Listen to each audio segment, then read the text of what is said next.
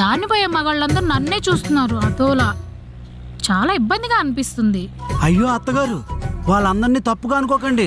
వృద్ధాశ్రమంకి దారి తెలియక ఇక్కడ నిల్చున్నారేమో అని చెప్పి దారి చెప్పడానికి చూస్తుంటారు అంతే. చెప్పండి. KAMAL కమల్.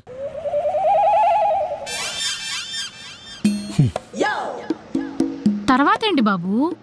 మిగిలి సగం మీ అమ్మాయి వచ్చి చెప్తాదండి. సమానత్వం పోతుంది కదా. మీరు అరగంటే పడుకున్నారు, ఇంకొక 2.5 గంటలు పడుకోవాలి. పదండి. ఏవండి ఏవండి లేవండి. ఏవండి అబ్బా లెగ్గండి. మా అమ్మ ఊరు నుంచి వస్తుంది, బస్ స్టాప్ లో వెయిట్ చేస్తుంది. వెళ్ళి తీసుకురండి. అదేంటి అది మీ అమ్మ చెప్పా పెట్టుకుని వచ్చింది. అయితే ఇప్పుడు ఏం చేయమంటారు? వచ్చిన బస్ ఎక్కి మళ్ళీ రిటర్న్ వెళ్ళిపోమంటారా? సరేలేండి, నెక్స్ట్ టైం మీ అమ్మ వచ్చినప్పుడు కూడా నాకు చెప్పకుండా రమ్మని చెప్పండి. అప్పుడు సమానత్వం పూర్తయిపోతుంది. సరేనా? అది సమానం కాదు, రివెంజ్ అవుద్ది. మరి సమానం అంటే ఎలా? మీ అమ్మ చెప్పా పెట్టకుండా వచ్చినప్పుడు నేను బండి వేసుకొని బస్ స్టాండ్కి వెళ్ళి మీ అమ్మగారు తీసుకొస్తున్నాను కదా, అలాగే నేను ఎప్పుడైనా చెప్పా పెట్టకుండా వెళ్ళినప్పుడు మీ అమ్మను కూడా బైక్ వేసుకుని వచ్చి నన్ను తీసుకెళ్ళమను. అప్పుడు సమానం అయిపోద్ది. మా అమ్మ బైక్ వేసుకుని ఎలా వస్తుంది? మా అమ్మకి బైక్ డ్రైవింగ్ రాదు. అయితే నేను చెప్పా పెట్టకుండా వెళ్ళిన లోపు మీ అమ్మను బైక్ డ్రైవింగ్ నేర్చుకోమను. సమానత్వం కోసం ఏదైనా చేయాలి మరి. సమానత్వం కోసం అవసరమైతే ప్రాణాలే తీసేస్తా. బస్ స్టాప్లో వెయిట్ చేస్తున్నాను అన్నదే ఎక్కడుంది? అక్కడ ఉన్నారా అత్తగారు? అల్లుడు బాబు బాగున్నారా? ఏం బాగుండో ఏంటో, బస్సు దిగి అరగంట అయింది. మీరు రావడం లేట్ అయ్యేటప్పటికి ఇక్కడొచ్చి నుంచున్నా. దానిపోయే మగాళ్ళందరూ నన్నే చూస్తున్నారు. అదోలా చాలా ఇబ్బందిగా అనిపిస్తుంది. అయ్యో అత్తగారు, వాళ్ళందరినీ తప్పుగా అనుకోకండి.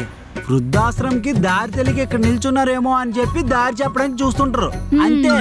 అంత వెటకారం మేము అవసరం లేదులే బాబు.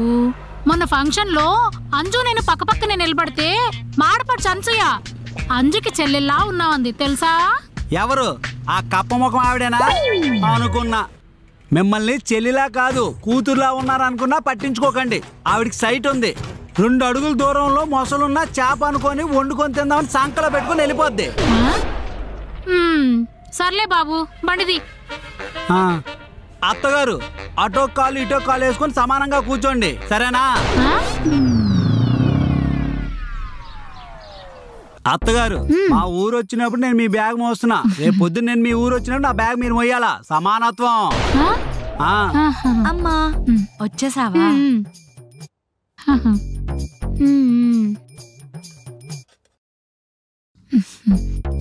ఏ అంజు, బాగున్నావా? నేను బాగున్నాను, నువ్వు బాగున్నావా? బానే ఉన్నానే. నువ్వేంటే ఇలా బక్క చిక్కిపోయావు? అల్లుడు తిండి పెట్టట్లేదా ఏంటి? ఎందుకు పెట్టడం లేదు? నేనేం తింటున్నాను సమానంగా అంతే తిని మీ కూతురికి పెడుతున్నా. మంచిది. ఇంతకీ మీరేం తింటున్నారు బాబు? కీటో డైట్ లో ఉన్నాను అత్తగారు. రోజుకు ఒక పూట మాత్రమే భోజనం చేస్తున్నా. అర్థమైంది. మీ ఆయన కోగరిగించడానికి నీ కోగరిగిస్తున్నాడు అనమాట. అమ్మా, నువ్వు ఆయన మాటలేం పట్టించుకో, కానీ నువ్వు వెళ్ళి ఫ్రెష్ అవ్వమ్మా. అయ్యో, ఈ రూమ్ లో గీజర్ లేదు, నువ్వు ఆ రూమ్కి వెళ్ళి ఫ్రెష్ అవ్వు. అదేంటది? పోయినసారి మా అమ్మ ఈ రూమ్ లో ఉంది కదా, మీ అమ్మ కూడా ఈ రూమ్ లోనే ఉండాలా. అదే సమానత్వం. ఏమండి, మీ అమ్మ వచ్చింది వేసవి కాలంలో, సో చల్లనీళ్ళతో స్నానం చేశారు. ఈ రూమ్ లో ఉన్నా పర్వాలేదు. మా అమ్మ వచ్చింది చలికాలంలో, చల్లనీళ్ళతో ఎలా స్నానం చేస్తారు? అందుకే ఈ రూమ్ లో గీజర్ ఉంది కాబట్టి ఈ రూమ్ కెళ్ళి ఫ్రెష్ అవ్వమంటున్నాను. ఓహో, మా అమ్మ చల్లనీళ్ళతో స్నానం చేసిందా? ఈ విషయం నాకు తెలియదు. అయితే మీ అమ్మ కూడా చల్లనీళ్ళతో స్నానం చేయాలి, ఈ రూమ్ లోనే ఉండాలా. అదే సమానత్వం. ఇందులో ఎలాంటి చేంజ్ లేదు.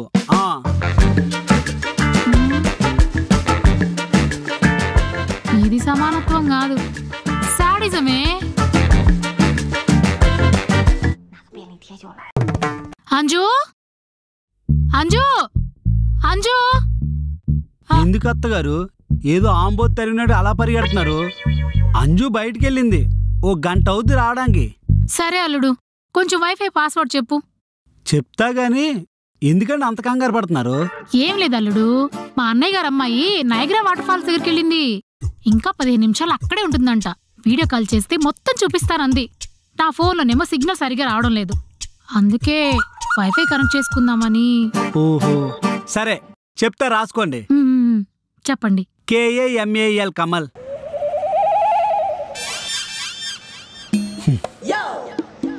తర్వాత ఏంటి బాబు? మిగిలి సగం మీ అమ్మాయి వచ్చి చెప్తాదండి. ఎందుకు బాబు? అదా, ఇల్లు మా ఇద్దరిది, వైఫై మా ఇద్దరిది, ఏదైనా సగం సగం పంచుకుంటాం. నేను సగం పాస్వర్డ్ చెప్పాను అనుకో, మిగిలి సగం మీ అమ్మాయి చెప్తాదన్నమాట. సమానత్వం. ఏమైందమ్మా అలా కూర్చున్నావు?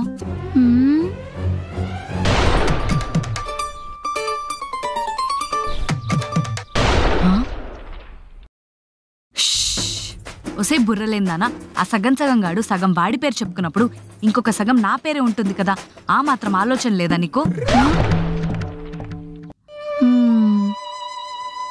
అది కూడా కరెక్టేనే. సమానం అయిపోయింది. ఏమండి, ఈ రోజు నేను మా అమ్మ పక్కన పడుకుంటాను.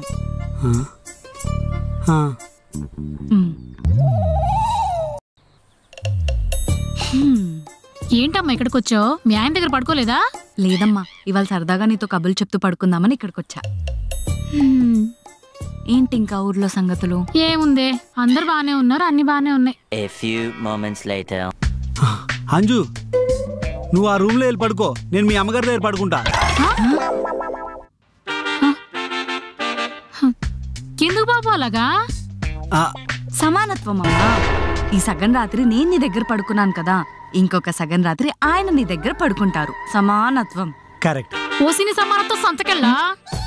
ఇదే సమానత్వమే. ఎంచక్క చిన్నపిల్లల కబుర్లు చెప్పుకుంటే కాలేసుకొని పడుకున్నావు కదా, ఆనందాన్ని పోగొట్టుకుంటావా? ఏంటి అంజు కాలేసుకొని పడుకుందా? అయితే నేను కూడా కాలేసుకొని పడుకుంటా. నీ ఎంకమ్మ, ఆయనకు లేనిపోని ఆలోచనలు కూడా నువ్వే ఇస్తున్నావు. ఇప్పుడు నాకు కూడా చెప్పండి అత్తగారి కబుర్లు.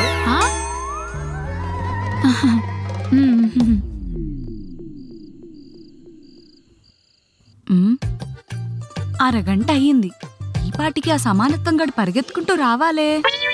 అంజు, అంజు, అంజు, ఏమైందండి? ఏమైందా?